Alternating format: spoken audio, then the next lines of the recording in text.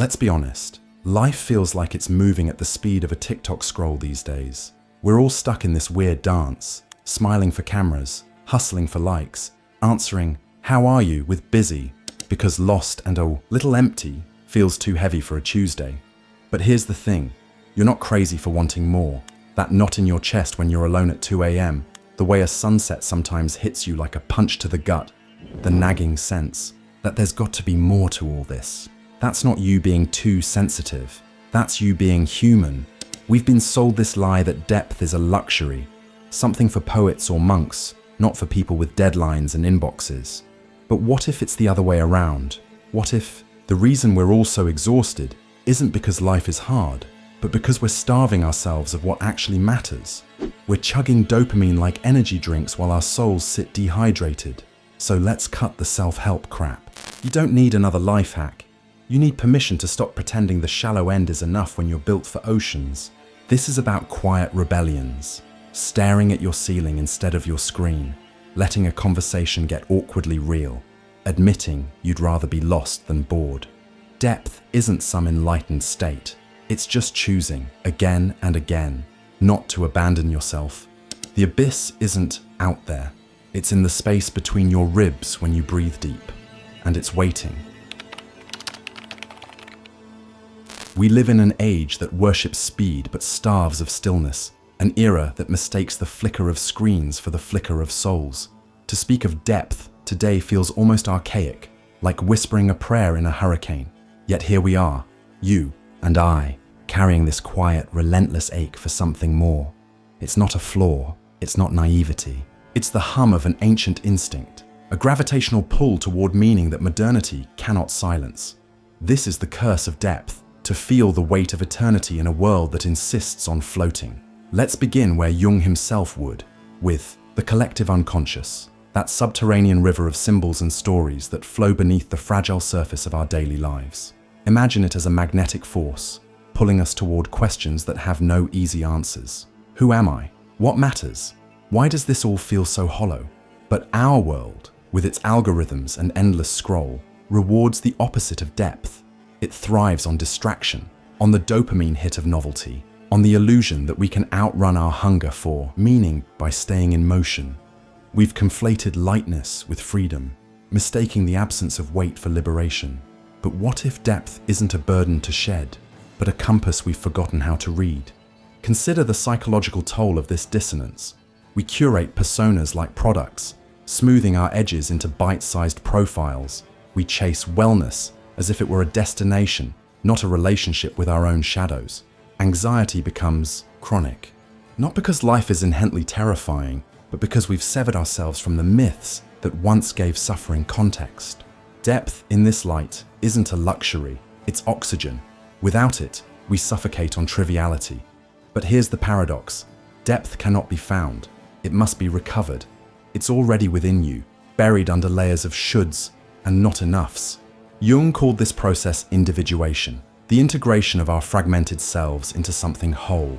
It begins by asking a dangerous question. What if the weight I've been running from is actually my anchor?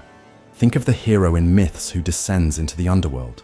He doesn't go seeking answers. He goes to remember what he already knows. Your underworld might be the silence between notifications, the vulnerability of a sleepless night, the unspoken grief that surfaces when you're alone. These are not flaws, they're thresholds. Modernity's great lie is that we can think our way out of suffering, but depth is felt, not reasoned. It's in the body, the knot in your throat when beauty catches you off guard, the tremor in your hands when you dare to want something unreachable. Psychology and philosophy converge here. To be human is to hold contradictions, to crave connection in a world that monetizes loneliness, to hunger for truth while drowning in information.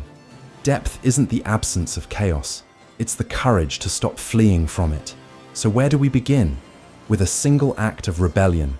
Stop mistaking motion for progress. Sit with the discomfort of not knowing. Let yourself sink into the questions that have no answers. This isn't passivity, it's the most radical form of agency. The world will call this wasted time, call it soul-making. The hero's journey never starts with a map. It starts with the decision to stop pretending the wasteland is a playground. Depth is not your enemy, it's your birthright. And the weightless world? It's just the storm you were born to walk through. There's a reason humans have always carried symbols like talismans, a cross, a crescent, a lotus, a stone worn smooth by prayer. These were never mere decorations. They were bridges between the visible and invisible, maps to navigate the chaos of existence. But walk through a modern city now, and what do you see? Neon signs selling fulfillment in 30 days, algorithms reducing your desires to data points, emojis flattening grief into yellow faces. Symbols haven't disappeared. They've been hollowed out, stripped of their sacred charge, exiled from the chambers of the soul. We live in a world drowning in images but starving of meaning. Jung warned that when symbols lose their numinous power, we lose access to the language of the unconscious, the very dialect of dreams, myths, and intuition. Consider the archetype of the hero. For millennia, this symbol guided cultures through stories of descent and renewal. Gilgamesh lamenting for Enkidu, Inanna removing her robes at the gates of the underworld, Christ in the tomb. These symbols weren't fairy tales. They were psychological tools, mirrors held up to the soul's journey. But today, the hero is a Marvel franchise, a CGI spectacle reduced to escapism. The archetype remains, yet its transformative power is neutered, repackaged as content to be consumed, not lived. This is the exile. Symbols now entertain us rather than undo us. Why does this matter? Because symbols are the immune system of the psyche. They help us metabolize suffering, ambiguity, and awe. A child stares at the moon and senses, wordlessly, that it's connected to the tides within them, a primal symbol of cyclicality, mystery, the pull between light and dark. But adulthood in a secular age often means outgrowing such intuitions. We're taught to dismiss symbols as primitive, to replace moon gazing with productivity hacks. The result? A pervasive loneliness, not just for connection with others, but with the deeper strata of ourselves. Anxiety becomes a symptom of symbolic illiteracy. Reclaiming symbols isn't about nostalgia, it's rebellion. Start by asking, what haunts you? Not in the shallow sense of what stresses you, but what images, dreams, or metaphors linger in your bones, unresolved. A recurring dream of falling, a childhood memory of a locked door, the way a certain song cracks open a grief you can't name. These are your personal symbols, fragments of your psyche's untold story. Modernity dismisses them as random noise, but Jungian psychology insists they're encrypted messages. To ignore them is to exile part of yourself. Here's the work.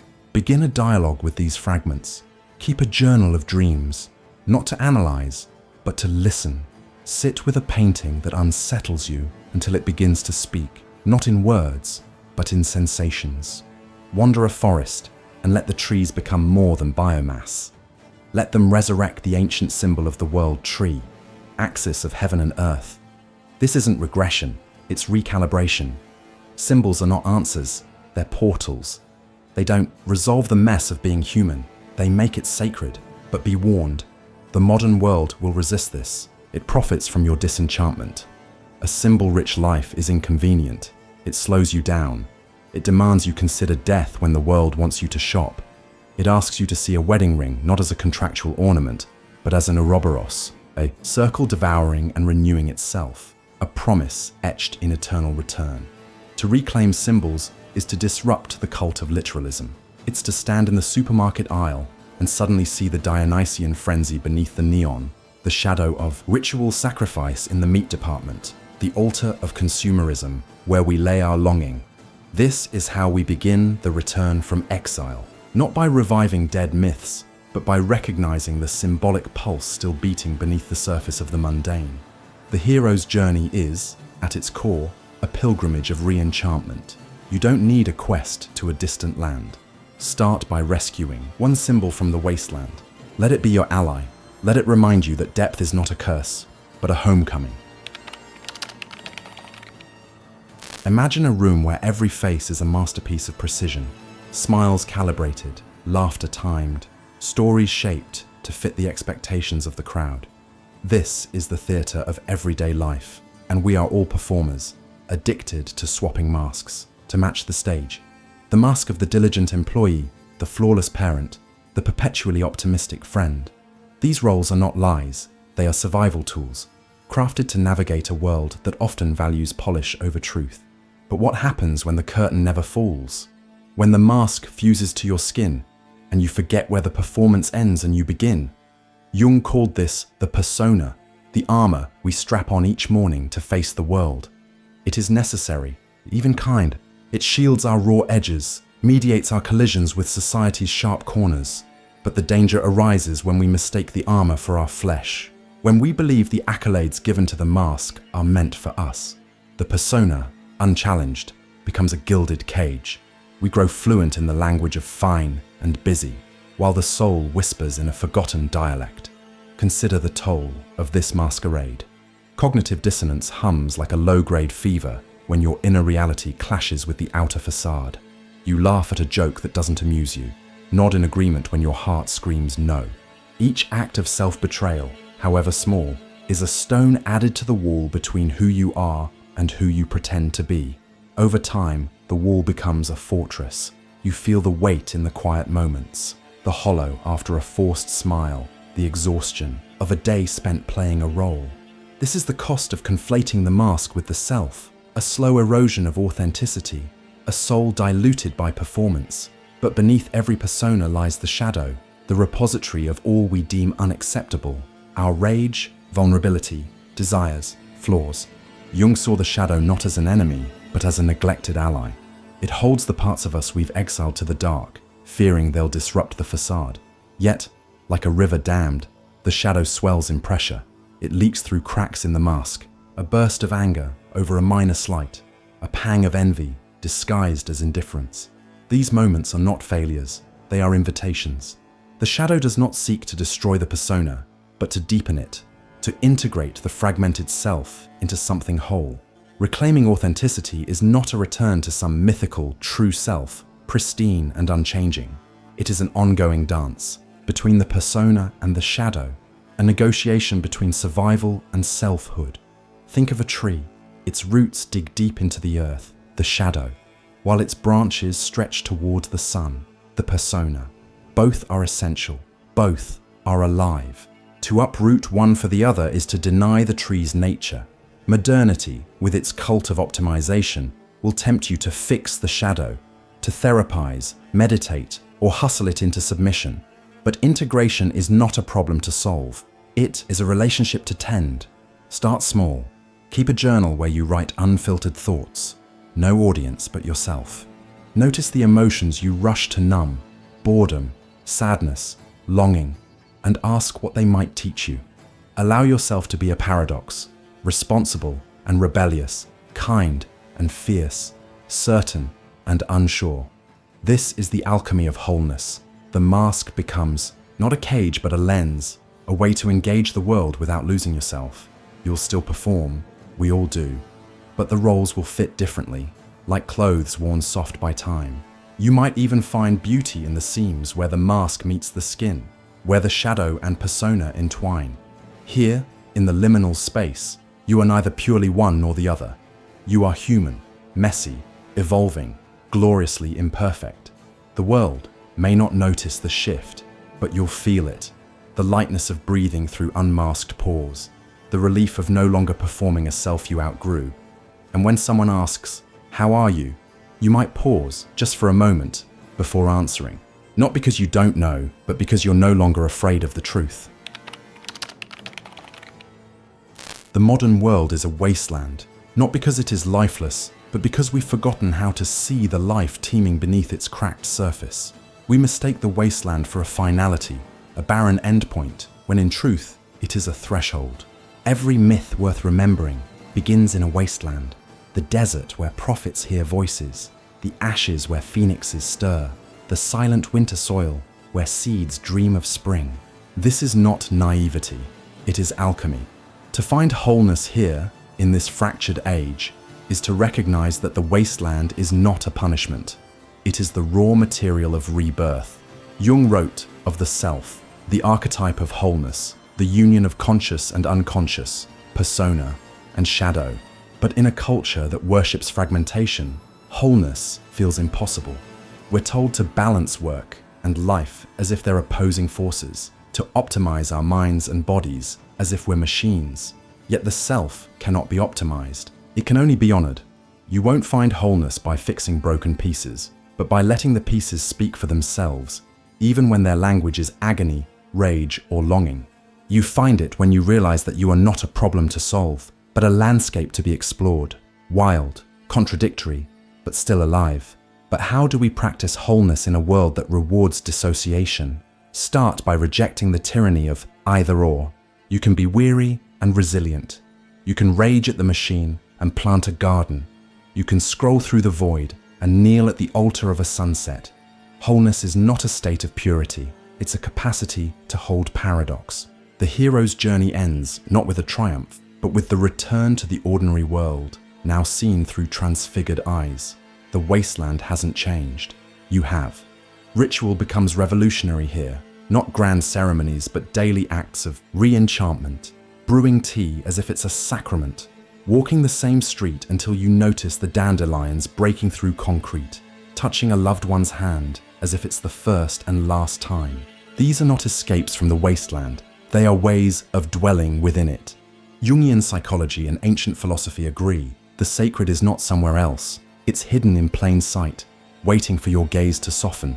Yet there's a shadow to wholeness, the temptation to romanticize suffering. The wasteland is not a glorified teacher. It is indifferent. It will not love you back. This is where depth becomes actionable, to integrate, not transcend, to build altars in the ruins, to find others huddled around fires in the dark and think, here is my tribe. Wholeness is not a solitary endeavor. It's a mosaic assembled from fragments of collective courage. You'll know you're nearing this integration when the weight of the world begins to feel like gravity, not a force to resist, but what roots you to the earth. When you can stare into the abyss of a news cycle and still cook a meal for someone you love. When you stop demanding certainty and instead cultivate faith, not in dogma, but in your capacity to meet the unknown with curiosity. The wasteland, you'll realize, was never empty. It was crowded with seeds. So let the world call you naive. Tend those seeds anyway. Water them with attention. Shield them from the storm of cynicism. Wholeness is not a destination. It's a stance.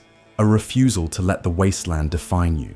A commitment to see depth even in shallowness, light even in darkness, and to trust that the work of integration, though it may not save the world, will make your corner of it worth inheriting.